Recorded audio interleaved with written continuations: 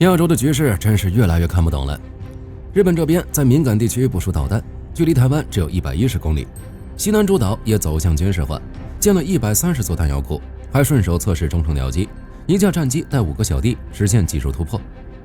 美国也不断加码，向日本军售200多枚炸弹，价值超8200万美元，并把弹药库和加油站搬到了与那国岛，把这个小岛变成了一颗硬钉子。另一边，中美则进行了通话，给紧张局势加了一个护栏。现在的亚洲局势等于沟通与施压并存，相当魔幻。那么局势最终会走向何方？美日的军事部署又会产生什么影响？或许是局势紧张的问题，日本现在也不遮遮掩掩了，直接把导弹部署到了与那国岛，这里距离台湾只有110公里。最近，日本防卫大臣小泉进次郎去琉球群岛的一个自卫队基地进行视察，宣布了一个重磅消息：中程导弹部署必须按原计划进行，绝不拖延。这话一出口，周边海空局势瞬间紧绷。导弹部署的与那国岛处于日本最西端，属于琉球群岛的八重山列岛，到台湾的直线距离才110公里。其实，早从2015年开始，日本就注意到这里了，陆续往岛上派自卫队，修建武器仓库和雷达设施。在2016年正式建成了军事基地，先进驻约160人的沿岸监视队，配备高性能侦察雷达和通讯设备，24小时监控周边海空动向，哪怕是渔船、小型飞机都逃不过其监控范围，等于安了一个高清监控探头。1月份的时候，日本更是直接被爆出计划部署03式中程地对空导弹，这款导弹采用固体燃料推进，反应时间只需数秒，最大射高约10公里，专门应对50公里内的空中威胁。在视察时，小泉进次郎坚持说，这只是为了提升防御能力，压根儿不会让地区变紧张。但明眼人都看得出来，这位置太敏感了。而且小泉进次郎在去与那国岛之前，还先视察了石垣岛和宫古岛的基地，这2个地方早就变成了军事化重地，都摆上了反舰导弹和空中监测系统。其实日本这样布局的逻辑很简单，与那国岛的地理位置是黄金点位，占据这里就等于掌握了周边海空的话语权，进可威慑，退可防御。并且110公里的距离，在现代战争里就是零距离威慑，就能快速响应周边海空情况。与那国岛的部署只是开胃菜，日本在整个西南诸岛的操作才叫大手笔。狂修弹药库，这是备战吗？真要聊的话，这事儿得从2016年说起。日本以西南方向局势紧张为由，砸了数以万亿日元的真金白银，在西南诸岛疯狂搞战备建设。短短几年时间，这里就从普通岛屿变成了军事要塞。并且针对可能爆发的冲突，日本很早就开始布局了。早在2021年，自卫队就制定了台海有事时靠西南诸岛军事据点作战的预案。现在因为局势进一步紧张，日本在西南诸岛的军事化已经开始加速了，部署已经不再零散，而是呈现系统化、纵深化，从九州岛南部一直延伸到冲绳群岛，以与那国岛、石垣岛、宫古岛和冲绳岛为关键节点，串起一串前沿堡垒，并且打造了集侦察监视、远程打击、防空反导、扫雷反舰于一体的不沉航母群。在打击这方面，日军把石垣岛部署的反舰防空导弹换成了12式导弹的改进型，射程直接从200公里飙升到1000公里，从九州发射能覆盖整个台海，未来2年还要造1000多枚。日本还计划新建130座弹药库，其中大部分都在西南诸岛，位于宫古岛、石垣岛、冲绳岛等。这些仓库采用地下加固设计，能抵御轰炸，专门用来储存射程数千公里的远程导弹和各类弹药，相当于把弹药库搬到了前线，解决了当前日本自卫队不能打消耗战的问题。有进攻也要有防守，日本在西南方向的海空力量正在不断加强。2017年时，日本就把冲绳的航空自卫队扩编了，但当时装备的是约40架老旧的 F2、F15G 战机，现在准备更新装备，把新锐的 F35派过来。在今年3月份，日本还组建了海上运输群，2027年准备配10艘运输舰，还整修了30多个民用港口机场，连移动临时码头都在研发，就是为了能随时补给。不过这事儿也引发了日本国内的抗议。年初，日美军舰停靠石垣岛民用港口，当地民众直接举着请日美军舰离开的标语，反战团体也质疑政府扩军，毕竟军事设施和民用设施离得太近，真出事了，民众肯定受波及。这些都是题外话，不管怎么说，日本的部署已成定局，而以上这些军事化操作，本质上是在打造一道西南防线，从单点部署到全域联动，再到后勤保障，形成了完整的作战链条。万亿日元的投入，130座弹药库，1000多枚导弹，这些数字背后都是战略布局的考量。这130座弹药库和1000多枚增程导弹落地后，周边态势恐怕会更紧张。日本在西南诸岛忙得热火朝天，美军自然也没闲着，或者说早就提前行动了。近几周搞了一场后勤补给演习，模拟战时把各种补给物资从冲绳运到与那国岛，要把与那国岛打造成印太的战略枢纽，这不就是提前给导弹部署打辅助吗？为了加强与那国岛的战略地位，日本陆自在2016年就派了160人的监视队驻守在与那国岛，后来又加了电战部队，空自也派了20人的雷达部队，先把地基打牢。现在美军陆战队直接接手升级，计划把这地方打造成战略核心，还在坚定之龙2025演习里做了测试，看看能不能顺利运物资搞补给。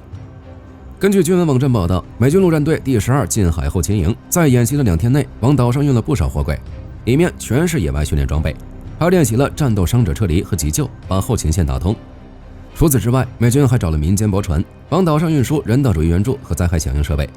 明面上是防灾，实则是在测试长期补给能力。上个月月底，美日还搞了离岛防灾演习，美军的 CH-53E 超级种马直升机直接在与那国岛降落，还建立了燃料补给点。这补给点是从冲绳空运过去的，路上靠 KC-130J 空中加油，建成后就能直接给直升机空中加油，相当于在岛上建了一个空中加油站。美之所以看中这个小岛，那是因为它的地理位置太关键了，既能当前线加油点往台湾方向运装备和部队，还能当 F-35B 战机的备用机场，毕竟岛上有现成的港口和跑道。而且美军还打算在日部署海马式多管火箭系统和 NMESS 反舰导弹，形成区域性的防御，战略定位直接拉满。美军之所以选择与那国岛，说白了就是看中了它的地理位置，以及日本已经打好了军事基础，相当于1+1大于2。美日联合既能减少美军的部署成本，又能强化对印太地区的控制。演习中测试的物资运输、前沿补给点建设，都是在为长期驻军和作战做准备。不过，这种强强联合可能会引发连锁反应。现在的局势已经很紧张了，不知道什么时候就会爆发冲突。看见美日的动作，大家都会加强防御部署，最后形成军备竞赛的循环。对于日本来说，这或许是好消息，因为美国会出手，直接送上军售大礼包，批准向日本出售价值约8200万美元的223枚各式战机炸弹。这波操作可是实打实的支持。根据美国国务院19号的通告，这次军售的清单相当丰富，共有223枚各式战机用的炸弹，其中包括120枚 GBU-39 小直径炸弹、28枚 GBU-53 破风者炸弹，还有那个大名鼎鼎的联合直接攻击弹药套件，以及重达2000磅的 MK84 通用炸弹，再加上相关的技术和后勤服务，把战机的弹药库给补齐了。这些炸弹不是普通货，全是攻击利器。火力军带大家来剖析一下这份清单。GBU-39 小直径炸弹精度高，射程远，适合打击精准目标。GBU-53 破风者炸弹能应对移动目标，作战灵活性非常强，具备全天候作战能力，哪怕是能见度极差的恶劣天气，也能死死咬住移动目标。再加上不同重量的通用炸弹，能满足多种作战场景的需求。日本空自的 F-2、F-15J 战机，还有未来要部署的 F-35，都能用上这些炸弹，相当于直接提升了空中打击能力。美国国家安全合作局表示，这次军售是为了提升盟友的安全，给日本空自战机配先进远程打击系统，让日本能更好地应对威胁。不过这事儿发生在亚洲局势紧张的时候，时机选得相当微妙。火力军总感觉美国这波军售表面上是支持盟友，本质上是巩固美日军事同盟，同时强化在亚太地区的军事存在。8200万美元的金额不算特别高，但胜在弹药类型齐全，实用性强，能直接提升日本空自的作战能力。在地区局势紧张的时候，这种军售可能会被解读为递刀子，让局势更复杂。但从同盟关系来看，这也是美国维系盟友的常规操作，通过军售绑定双方的军事利益。大家觉得这223枚先进炸弹能显著提升日本空自的打击能力吗？在中日关系紧张的背景下，这波军售会不会让局势进一步升级？当然，如果单看以上这些消息，火力军会觉得亚洲下一秒就会爆发冲突，但实际上并非如此，大概率是打不起来的。在东京的首相官邸，高市早苗与特朗普进行了一通越洋电话，相当于给局势加了一个框。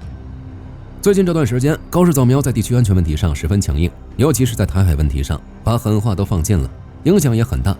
国内的旅游业都遭到了抵制，国外的声音也不是很友好。说到底，高市早苗就是在赌可以强硬姿态把美日同盟捆死。但特朗普的座右铭是美国优先，做生意讲究的是交易。他虽然也看重盟友，但他更看重盟友能给美国带来什么实惠。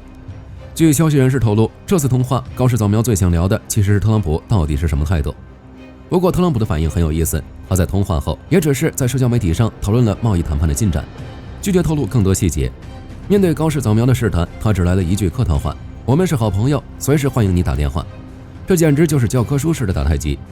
高市早苗则表示，与特朗普再次确认了日美之间紧密的合作关系，只是有关涉台言论的细节，他并没有透露。不过，日本内阁官房长官木原忍出来开发布会，特意强调，美中关系的稳定对包括日本在内的国际社会而言极为重要。某种程度上来说，日本政府也拿不准买导弹、修基地、配合美军，就是为了交一份昂贵的投名状，证明自己的价值。另一方面，担心爆发冲突后美军什么时候来，后果是什么，所以也不想打仗。加上特朗普计划明年来亚洲逛一圈，估计短时间亚洲局势不会彻底爆发。特朗普与高市早苗通话，或许是控制亚洲局势，将其处于一个紧张却不会爆炸的局面。在这种不确定的局势下，日本自己也没闲着，在新装备上憋了个大招，展示了什么叫做忠诚僚机。最近，日本官方高调展示了一段画面，那就是他们的忠诚僚机测试现场。忠诚僚机我们已经聊了很多次了，就是一架有人驾驶的战机带着一群无人机小弟去打架，大哥负责指挥，小弟负责冲锋陷阵、挡导弹或者去侦察。这次测试的含金量极高，日本验证了5级编队的飞行能力。这不是让5架无人机飞在天上那么简单，涉及到极其复杂的自主航行技术与数据链协同技术。这款由日本斯巴鲁公司制造的原型机，在过去4个月里，不仅跟着有人直升机飞，还自己组团飞，搜集了大量的数据。除此之外，他们还在开发远程遥控技术，不仅仅是用手柄操作，而是要引入增强 AR 和语音控制。也就是说，未来的日本飞行员可能在座舱里喊一声进攻，或者眼球转一转，这5架无人机就会扑向目标。这不仅仅是斯巴鲁一家在搞，三菱重工那边也没闲着。作为英日意全球空战计划的大佬，他们也在憋大招。虽然还在概念阶段，但这显示了日本在无人作战领域的决心。这个思路与发展方向是没错的。现在的空战还要考虑飞行员的生理极限，要考虑过载，要考虑缺氧。但如果是无人机，它可以在空中做出人类无法承受的机动动作，或者毫不犹豫地执行自杀式任务。日本验证5级编队，说明他们正在从单纯的辅助走向真正的蜂群作战。如果这项技术成熟并列装，配合 F-35或者未来的 F-3战机，日本航空自卫队的战力计算方式将发生根本性的改变。火力军觉得日本在中程僚机上的突破，说明了他已经盯上未来空战的趋势，不想在无人机技术上落后于人。AR 语音控制、自主航路规划和5级编队，这些技术亮点都能看出日本的研发重点。既要提升无人机的作战能力，又要降低飞行员的操作难度，让无人机能真正融入现有的作战体系。不过，从概念设计到实战部署还有很长的路要走。现在只是缩比例原型机测试，后续还要面临全尺寸原型机、实战化适配等问题。但这已经能看出日本在军事技术上的野心了。大家觉得日本这款中程僚机后续能不能顺利量产并投入使用？总的来说，最近的西太平洋风浪是越来越大了。从在与那国岛部署导弹到西南诸岛走向军事化，日本的武装战略正在以前所未有的速度实体化。这会造成什么影响？我们拭目以待。好了，本期视频到这儿就结束了。大家对亚洲局势有什么看法？欢迎在评论区留言。喜欢的话可以点点关注。我是火力军，下期见。好的，各位观众朋友们，我们频道一直在聊真实的军事资讯和武器装备，后台也经常有朋友问，有没有值得推荐的入门级模型？今天就和大家分享一款近期接触到的产品。首先，它的外形还原度做得相当不错，比例准确，武器上的一些关键细节和标识也都有体现，材质也说得过去，拿在手上有不错的分量感。其次，它具备一定的可动性，对于理解基础操作原理有一定帮助，让它不仅是个静态摆件。综合它的做工和可玩性来看，价格确实比较亲民。对于想入门模型收藏，或者单纯想在桌上贴一个摆件的朋友来说，是一个性价比很高的选择。商品链接已经给你们上了，感兴趣的朋友可以自行了解。